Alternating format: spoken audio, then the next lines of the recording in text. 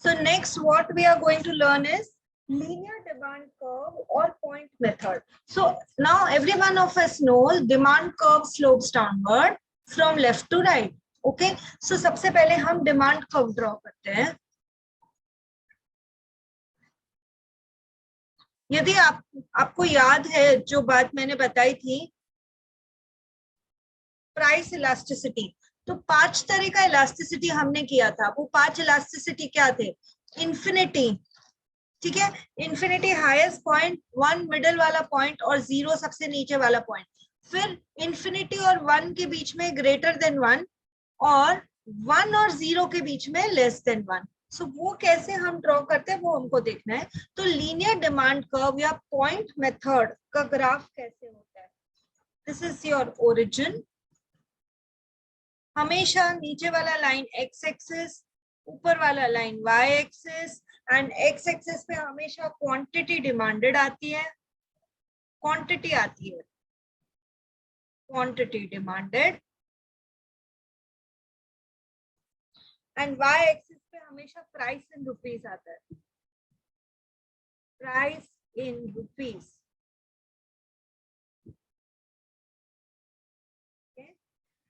So now all of us know that demand curve is downward sloping from left to right. तो यदि हम extend करें, when demand curve is linear, पहले इसका theory लिखते हैं. When demand curve is linear, ये short note में अलग से आ जाता है. When demand curve is linear,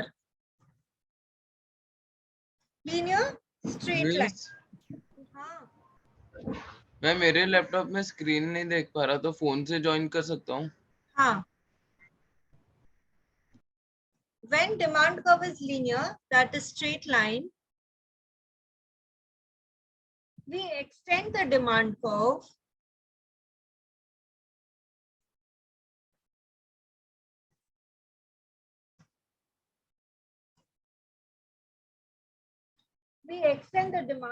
to meet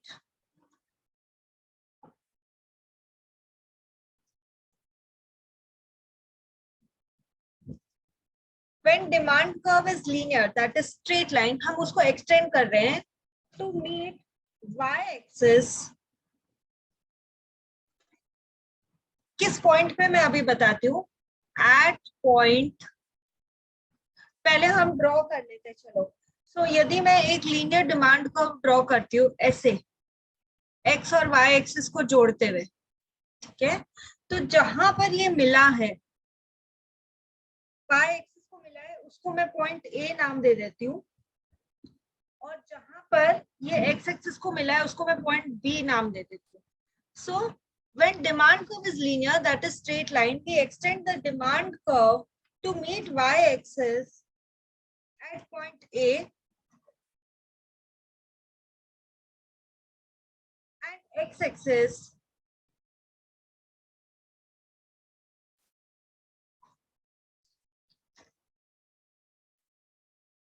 at point B. तो वो जगह हमने ड्रॉ किया, मतलब हमने डिमांड कर्व को ही हमने एक्सटेंड किया. तो पॉइंट ए जो है ना, यहाँ पे इलास्टिसिटी ऑफ डिमांड, देखो ये हाईएस्ट पॉइंट है और ये पॉइंट बी वाला लोएस्ट पॉइंट है, if you understand. Okay, so point A जो हाईएस्ट है, यहाँ पे जो इलास्टिसिटी ऑफ डिमांड होगी ना, वो इन्फिनिटी होगी, जबकि जो पॉइंट बी है जो एकदम एक्स एक्सिस को टच कर रहा है, वहां इलास्टिसिटी ऑफ डिमांड 0. ठीक है, सो ये अपने को देखना है और अपने को लिखना भी है, थियोरी में भी लिखना है कि कहाँ कौन सा इलास्टिसिटी होता है. यदि मैं 0 से एकदम बीच में इधर जाऊं, इधर, दैट इज ये जो डिमांड कर्व है उसको एग्जैक्टली मिडिल में मैं कट कर रही हूँ, तो ये वाला इलास्टिसिटी ऑफ डिमांड, ये बीच वाले पॉइंट का क्या होगा? Exactly middle, that is 1. मैं इसको पॉइंट पी बोल देती हूँ. अब यदि ए और पी के मैं बीच में जाती हूँ, ए और पी के बीच में जाती हूँ, तो ये वाला जो पॉइंट है ए और पी के बीच में, ये एक पॉइंट मुझे दिख रहा है, और P और B के बीच में जो एक पॉइंट है वो प्लॉट करो, वो मुझे दिख रहा है इधर इन मिडल। तो यदि यस, आपको समझ में आ रहा है, हाँ हाँ बेटा, ईडी क्या होता है? इलास्टिसिटी ऑफ डिमांड, जैसे हमने डिमांड कर्व समझा, अभी ED is elasticity of demand. Last class में हमने 5 तरह का प्राइस इलास्टिसिटी किया था, infinity, greater than 1, 1 less than 1 और 0। तो उसको यदि एक ही डिमांड कर्व पे प्लॉट करना है, वो कैसे दिखेगा ये समझते हैं हम लीनियर डिमांड कर्व या पॉइंट मेथड से, जिसमें हम डिमांड कर्व को ही एक्सटेंड करते हैं to touch y axis and to touch x-axis. Okay, so it is a straight line. We extend demand curve to meet y-axis at point A and x-axis at point B. ये explain करना है ना हमको. Then हमको आगे क्या लिखना है? देखो जो highest point है वो infinity है, ठीक है, जो lowest point है वो 0 है, और जो एकदम मिडिल में काट रहा है वो 1 है।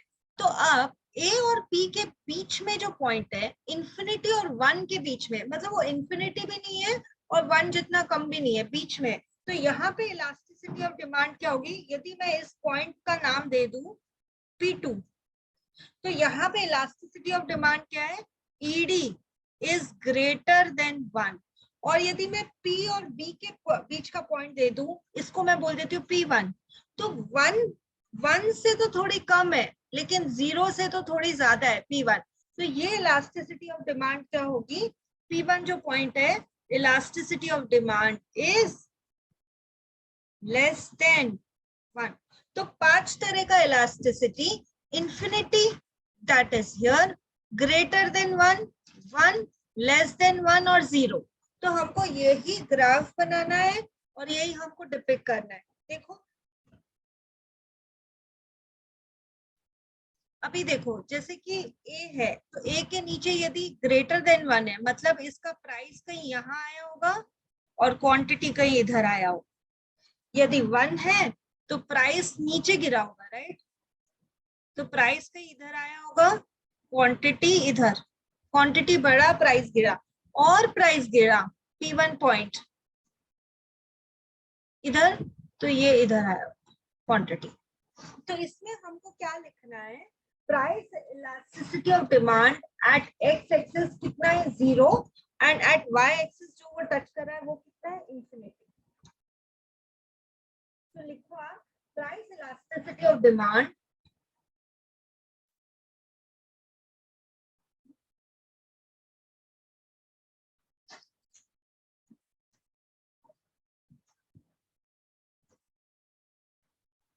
at x-axis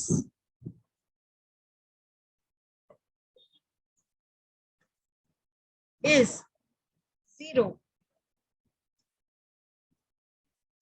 and at y-axis is infinity। पढ़ क्या रहे हैं हम, लीनियर डिमांड कर्व, या अदर वे जिससे वो पूछा जा सकता है वो है पॉइंट मेथड। इंफिनिटी या आप इनफाइनाइट भी लिख सकते हो, so write down infinite.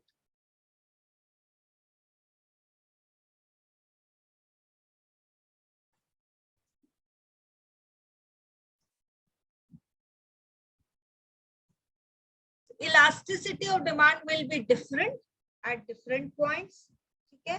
So at point B, point P,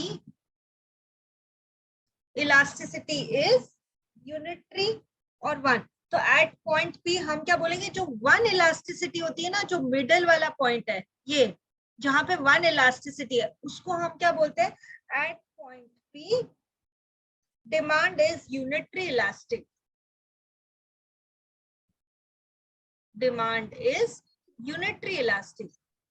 miss can you repeat वो पार्ट, मेरे को समझा नहीं जो आपने मिडल वाला बोला अभी। मैं अभी इसको प्रूफ करके बताती हूँ, समझेगा। हाँ, at point P demand is unitary elastic. कैसे, मैं एक्सप्लेन कर रही हूँ, समझो कि क्यों यहाँ पे 1 आया है। यदि एक लाइन है, मान लो इसका हर पार्ट 1 सेंटीमीटर है, चलो मैं ऐसे लिखती हूँ जस्ट तुमको एक्सप्लेन करने के लिए, B से P1 तक मान लो 1 सेंटीमीटर है, P1 से P तक 1 सेंटीमीटर है, P से P2 तक 1 सेंटीमीटर है एंड P2 से A तक 1 सेंटीमीटर है। ठीक है, एक लाइन है जिसमें 5 पॉइंट है, ये 1 2 3 4 और 5, ये 5 पॉइंट है। हर एक को यदि हमने हर एक पोर्शन को काटा तो ये फर्स्ट पोर्शन हुआ, ये सेकंड हुआ, ये थर्ड हुआ और ये फोर्थ हुआ। ठीक है ना। सो हमारा हर एक डिस्टेंस जो है वो 1 सेंटीमीटर 1 सेंटीमीटर 1 सेंटीमीटर ऐसा आया, यहां से यहां तक 1 सेंटीमीटर।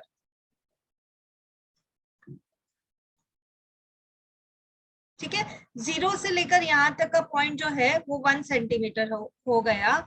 उसके बाद P1 से P तक का जो पॉइंट है वो 1 सेंटीमीटर हो गया।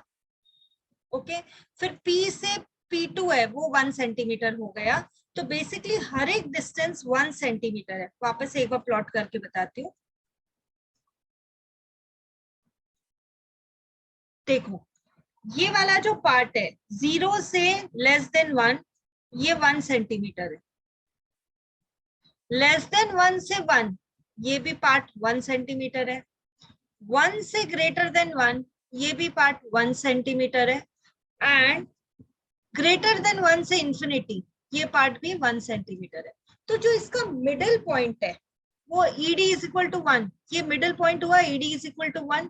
अब यदि मैं इसके ऊपर का पार्ट देखूं तो 1 और 1 2 सेंटीमीटर हुआ है, और यदि मैं इसके नीचे का पार्ट देखूं तो वो 1 और 1 2 सेंटीमीटर वो भी हो गया। ठीक है, 1 और 1 2 सेंटीमीटर ये भी होता है। सो द पॉइंट इज, हमारा फॉर्मूला क्या है, जहां भी पॉइंट है, अभी जैसे ये वाले पॉइंट की हम बात कर रहे हैं, ED इज इक्वल टू 1 वाले पॉइंट की बात कर रहे हैं, तो फॉर्मूला क्या है, that is lower segment upon upper segment हम बोलते हैं। तो इसके नीचे लोअर सेगमेंट यदि मैं बात करूं तो 2 सेंटीमीटर पड़ा है, और अपर सेगमेंट में बात करूं तो भी 2 सेंटीमीटर पड़ा है। तो lower upon upper is your formula. तो यदि मैं इलास्टिसिटी एट पॉइंट P ढूंढना चाहती हूँ, एट दिस पॉइंट P, तो मैं कैसे ढूंढूंगी, इलास्टिसिटी एट पॉइंट P लिखो, elasticity at point P is equal to lower मतलब P और B इज लोअर, तो that is lower segment upon upper segment. तो लोअर सेगमेंट क्या है, PB विच इज 2 सेंटीमीटर, मुझे दिख रहा है नीचे वाला, and upper segment which is PA वो भी 2 सेंटीमीटर है। तो 2/2 इज 1, हेंस बीच वाला जो पॉइंट है वो यूनिटरी होता है। क्या आपको समझ में आई ये बात? ये जो आपने नहीं। Elasticity of at point P लिखा है वो सब हमको कॉपी करना है। हाँ, एक मिनट, एक बच्चे को समझ नहीं आया, मैं वापस से एक्सप्लेन करने की कोशिश करती हूँ। देखो, यदि आपको लास्ट क्लास का ध्यान है तो मैं सिर्फ एक बात बोलना चाहती हूँ कि आप समझो इस बात को कि 5 तरह का इलास्टिसिटी होता है, infinity, greater than 1, 1 less than 1 और 0। क्या इतनी बात समझती है बेटा? हाँ या ना? ठीक है। सो अब आप यदि लीनियर डिमांड कर्व बना रहे तो एक ही डिमांड कर्व में 5 इलास्टिसिटी कब कहाँ होगी वो देखना है। ओके, सो 5 पॉइंट में इलास्टिसिटी कहाँ होगी वो हमको देखना है। तो आपको सिर्फ एक बात याद रखनी है कि एक स्ट्रेट लाइन हम प्लॉट करते हैं और उसी एक ही स्ट्रेट लाइन पे 5 इलास्टिसिटी अपने को डाल देनी है। तो फर्स्ट है इंफिनिटी। तो इंफिनिटी कहाँ होगी, जब demand curve touches your y axis, उस समय इंफिनिटी होगी, that is at point A. तो पॉइंट ए पे अपने को इनफाइनाइट इलास्टिसिटी मिल रही है, जबकि जो एक्स एक्सिस है वहां टच कर रहे हो तो आपकी इलास्टिसिटी 0 है। सो इन्फिनिटी और जीरो, यहां तक किसी बच्चे को कोई प्रॉब्लम है कि कौन सी इलास्टिसिटी कहाँ आती है? एक ही डिमांड कर्व में हमको देखना है। तो when it is touching point A it is infinite, that is when it is when the demand curve is touching y axis it is infinite. When the demand curve is touching x axis, at that time elasticity is zero. यहां तक ठीक है? हाँ या ना? Children, are you understanding कि infinity और zero कहाँ पर होगा? I'm asking a question, answer me ना? Yes. Okay. यदि डिमांड कर्व मैं बोलती हूँ एकदम मिडिल में काटा इधर, दैट इज इस लाइन के बराबर दो टुकड़े करती है, तो यदि मैं बोल रही हूँ lower segment upon upper segment, तो नीचे भी तो 2 सेंटीमीटर है, ऊपर भी तो 2 सेंटीमीटर है, तो इलास्टिसिटी कितनी होगी? 2/2, दैट इज 1. तो elasticity at point P, which is this point is lower segment which is 2 centimeter upon upper segment which is 2 centimeter. तो मैं क्या बोल रही हूँ? PB which is lower upon PA which is upper, 2/2 is 1. So यहाँ पे elasticity 1 होगी. अब मैं इसका पॉइंट चेंज कर देती हूँ, ठीक है? मैं बोलती हूँ P1 पे इलास्टिसिटी कितनी होगी? ओवर हियर P1 पे इलास्टिसिटी यदि मुझे ढूंढनी है, देखो मैं कैसे ढूंढूंगी? इलास्टिसिटी एट P1, यदि मैं इसको लिखूं elasticity at P1,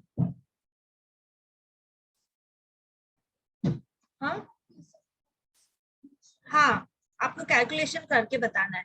elasticity at P1 तो क्या होगा? फॉर्मूला तो चेंज होने वाला नहीं है, लोअर अपॉन अपर वही रहेगा. Elasticity at P1 is equal to lower segment upon upper segment.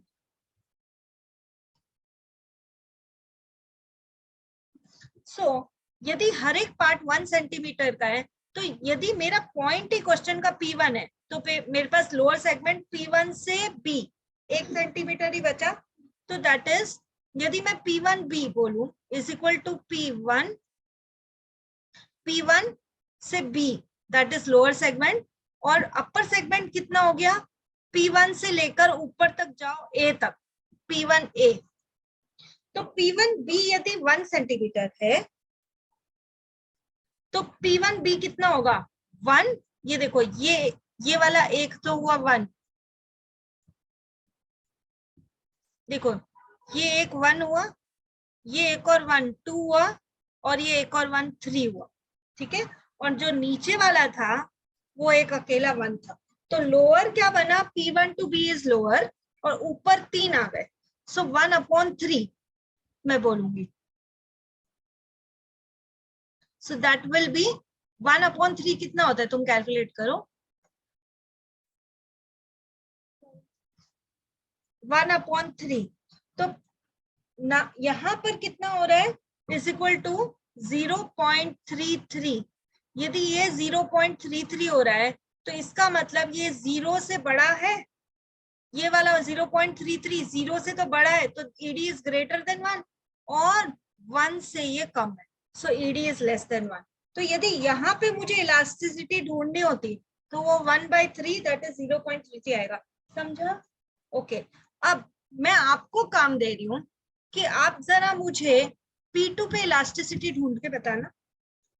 Elasticity at P2 please find.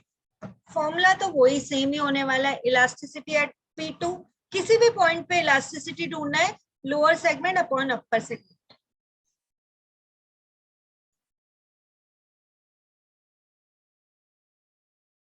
Find तो मैं वहाँ पे आपने इलास्टिसिटी P1 लिखा, तो लोअर मतलब अपना ये P1 to B था. अभी इसमें ये lower segment P2 to A होगा ना लोअर. अभी P2 टू कहाँ तक होगा बेटा? P2 टू A B तक. B तक, हाँ बराबर है. सो यदि मैं बोल रही हूँ find elasticity at point P2, तो elasticity at P2 formula change मत करो, lower segment upon upper segment. बराबर. Elasticity at P2 is equal to lower segment, okay correct, lower segment upon upper segment.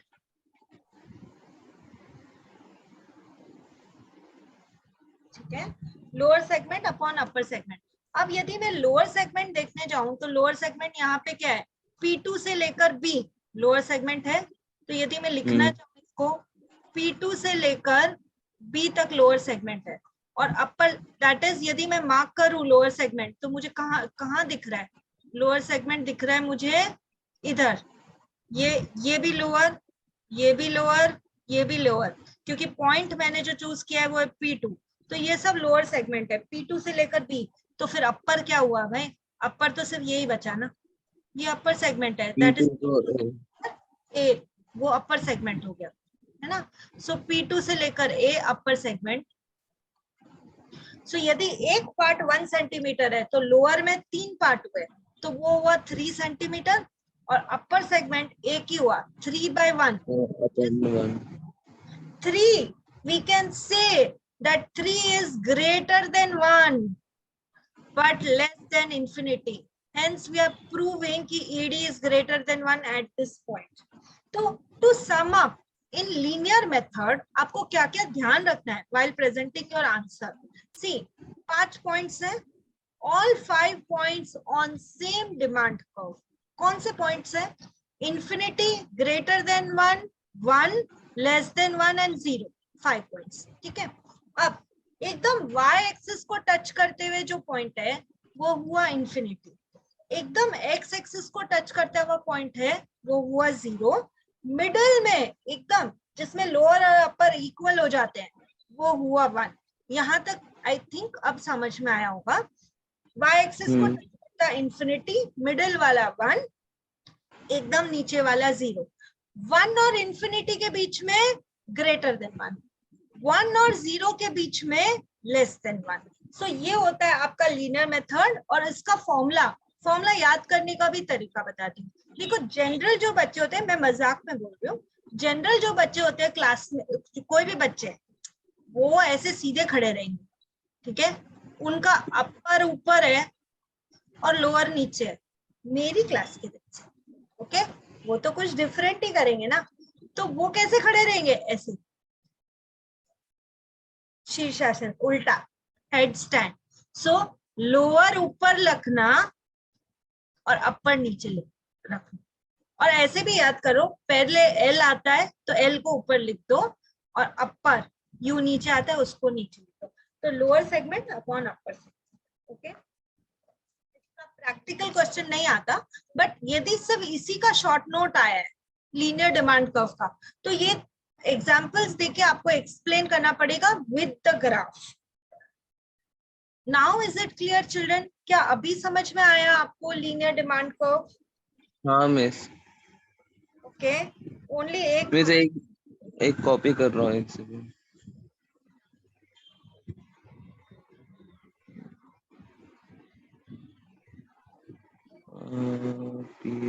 ये समझ में आया बेटा? हाँ मिस, समझ में आया। अरे झील तेरा नाम है क्या? नहीं।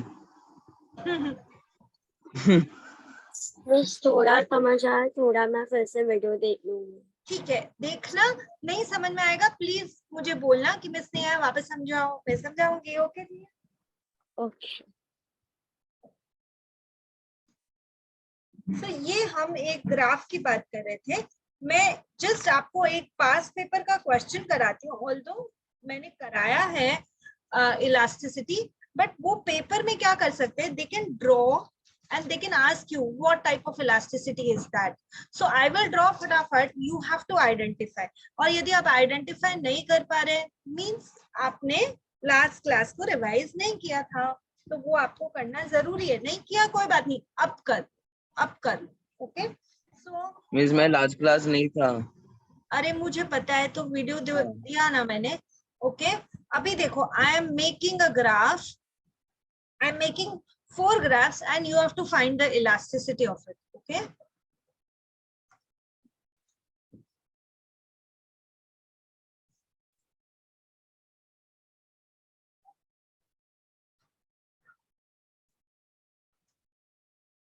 X axis, Y axis अभी सबको पता है कि एक्स एक्सिस क्या होता है, वाई एक्सिस क्या होता है, every one of us know, फिर भी मैं एक लास्ट टाइम के लिए आपको बोल देती हूँ. X axis, Y axis origin, X Y origin, X Y origin, X Y origin. X axis पे हमेशा क्वांटिटी आती है चिल्ड्रन, इतनी बार बोलने का मतलब ही यही है, आप एग्जाम में गलत नहीं करना. वाई पे प्राइस आती है, ठीक है.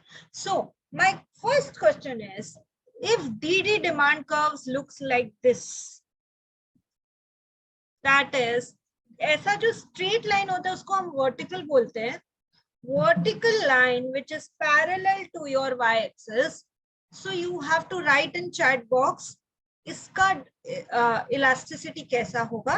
This is your 1. Diagram number 2 में I am asking, if DD demand curve looks like this, ऐसे लेटे हुए को हम क्या बोलते हैं, this is a horizontal line parallel to your x-axis. So इसमें क्या होगा, that you have to find.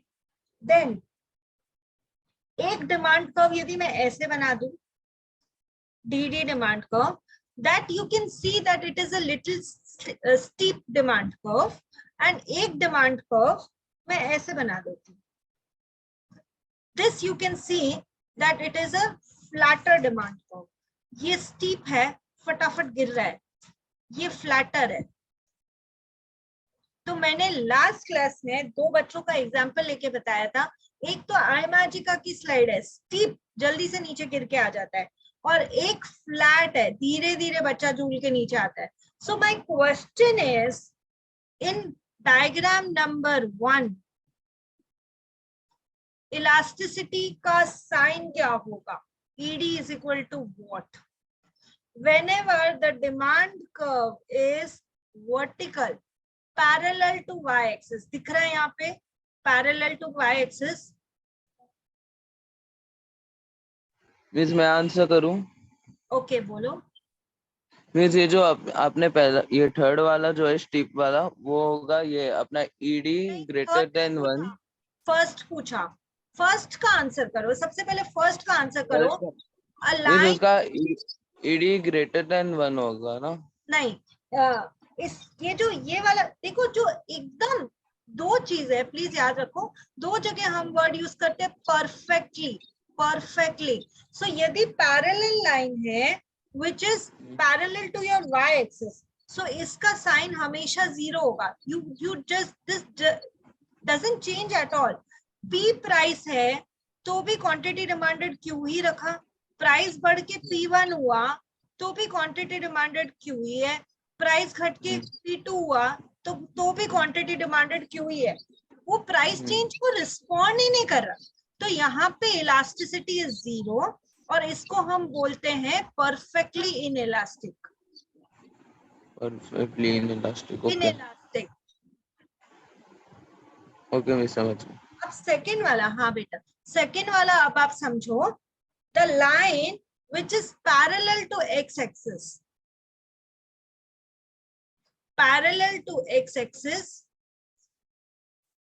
that is, price अभी कांस्टेंट है, P ही है, क्वांटिटी कभी Q हो रही है, कभी Q1 हो रही है, कभी Q2 हो रही है. प्राइस तो जो थी वो ही है. नो चेंज इन प्राइस और very very small change in price. Still जो डिमांड है वो तो एज इट इज है. Okay, so my point here is,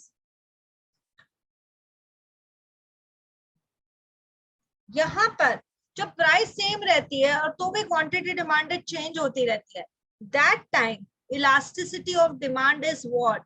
elasticity of demand here is infinite sign होगा, और उसको हम बोलते हैं perfectly elastic demand.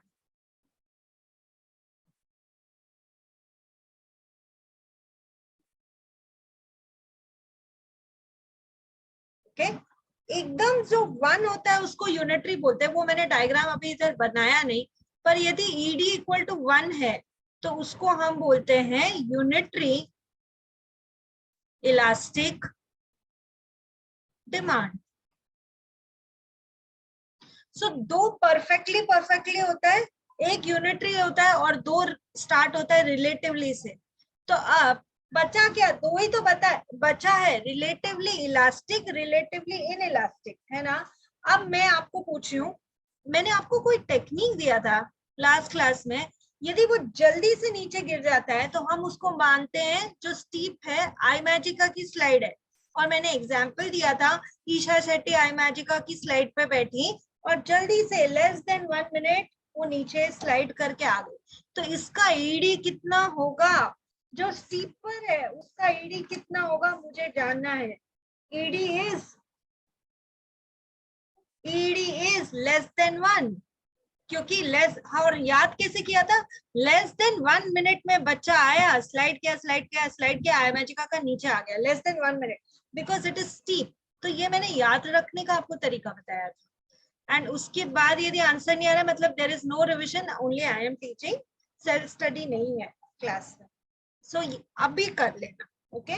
So ED is less than 1, that is वो स्टीप है, और इसमें वो रिस्पॉन्ड नहीं करता। देखो दैट इज पी प्राइस पे, हम एक एग्जांपल लेते हैं, पी प्राइस पे क्यू क्वांटिटी था, प्राइस बहुत ज्यादा घटा, P1 हो गया, तो भी क्वांटिटी डिमांडेड इतना सा ही चेंज हो रहा है, Q1। सो लेस देन 1 हम क्या बोलते हैं, less than 1 is relatively inelastic demand। Children ये खुद ब खुद एक 8 नंबर का फुल फ्लेज क्वेश्चन है। यहाँ से कोई भी दो चीज में डिफरेंस भी आ जाता है तो डिस्टिंग्विश बिटवीन का भी क्वेश्चन बनता है, शॉर्ट नोट का भी क्वेश्चन बनता है, 8 मार्क्स का लॉन्ग क्वेश्चन भी बनता है। मतलब playing with this question is playing with fire, playing with diagrams, you can't afford to, because इसमें यहाँ पे मेजर पेपर पड़ा है। ओके, सो प्लीज ध्यान से सुनो, इसको रिवाइज करो आप। नाउ यदि मैं बोलूं फ्लैटर डिमांड कर्व, ठीक है, फ्लैटर डिमांड कर्व, तो इसमें मैं क्या बोलूंगी, स्टार्ट तो वो रिलेटिवली से ही होना है, रिलेटिवली इलास्टिक डिमांड,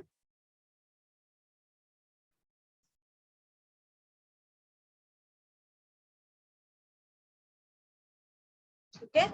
और मैंने एग्जाम्पल दिया था कि मेरे कृष्ण लीला सोसाइटी का स्लाइड, बच्चा बैठा ऊपर से आराम से मोर देन 1 मिनट वो झूल के नीचे आता है, यहाँ पे बैठो, tick tick tick, more than 1 minute, more than 1 minute, come here. तो जब भी फ्लैट स्लाइड होगा तो इलास्टिसिटी कैसा होगा, elasticity will be greater than 1. This is just a way for us to remember.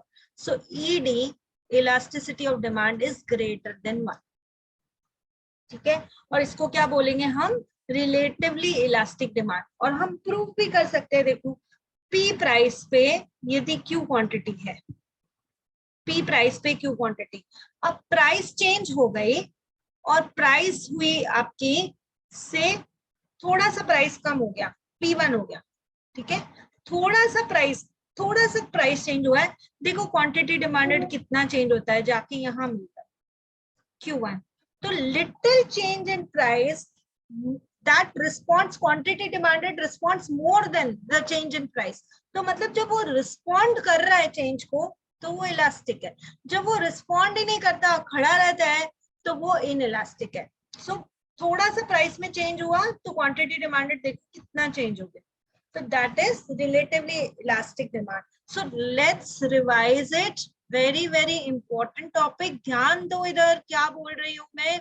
5 तरह का प्राइस इलास्टिसिटी कौन सा बेटा, तो it is perfectly elastic, perfectly inelastic, unitary, और रिलेटिवली में 2 हुआ, रिलेटिवली इलास्टिक, रिलेटिवली इनइलास्टिक, ये हो गए 5। अब जो परफेक्टली इलास्टिक होता है, जो मैं यहाँ बात कर रही हूँ, परफेक्टली इलास्टिक डिमांड, तो ये this is a horizontal line which is parallel to your x-axis and sine is infinity। Okay, तो ये हुआ हमारा फर्स्ट। और सेकंड वाला ये जो पैरेलल है टू y-axis, ये है परफेक्टली इनइलास्टिक डिमांड जिसका साइन है 0। यूनिटरी इलास्टिक में साइन इज 1, देन 2 रिलेटिवली बचे, तो रिलेटिवली इनइलास्टिक लेस देन 1 और इलास्टिक ग्रेटर देन